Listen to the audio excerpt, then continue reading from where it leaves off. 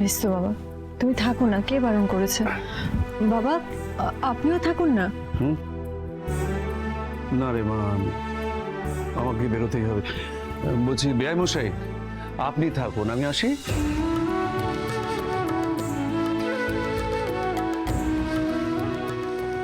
বাবা তুমি বসো, আমি সোনার উপর কাছে যাই। শোন না, বলছি যে আমি তো সব জানি, তাহলে তোর মনে এত দ্বিধা এত দ্বন্দ্ব কেন আমি তো বুঝতে পারছি না। কোথায়? আমার কিছু হয়নি তো, আমার কোনো দ্বিধা। আমার দিকে তাকা, আমার চোখের দিকে দেখ। কি ভাবছিস কি তুই? দীপা,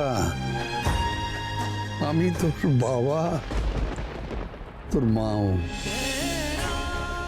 কি ভাবছিস? তোর মনের মধ্যে এত দ্বিধা, এত দ্বন্দ্ব, এত সংশয় কেন? কিসের জন্য? কিসের মধ্যে নিজেকে বেঁধে রেখেছিস? কার জন্যে? অর্জুনের জন্য।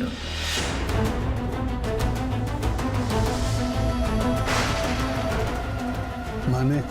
আমি যে অর্জুনদের ভালোবাসার জন্যই তাকে গ্রহণ করতে পারিনি বাবা। এসব তুই কি বলছিস মা? অর্জুনদা যেভাবে সোনারূপাকে ভালোবাসে, সেই ভালোবাসা অনুভূতি আমার মধ্যে নেই বাবা। আর জানি সেটা মিথ্যে করে সাজিয়ে দিলে ঠকানো হবে।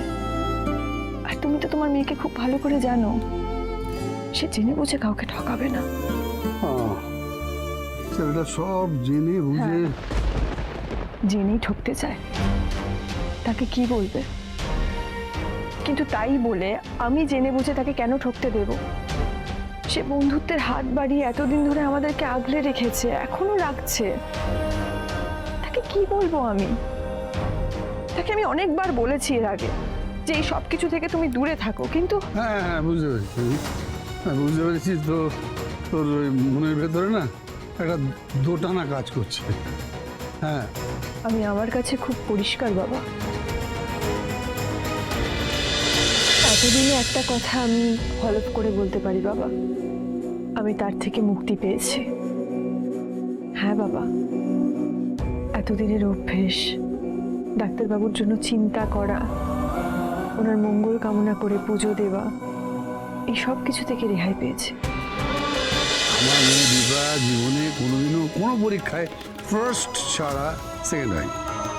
আমি নিশ্চিত এবারও আমার মেয়ে জিতবে, ঠিক জিতবে।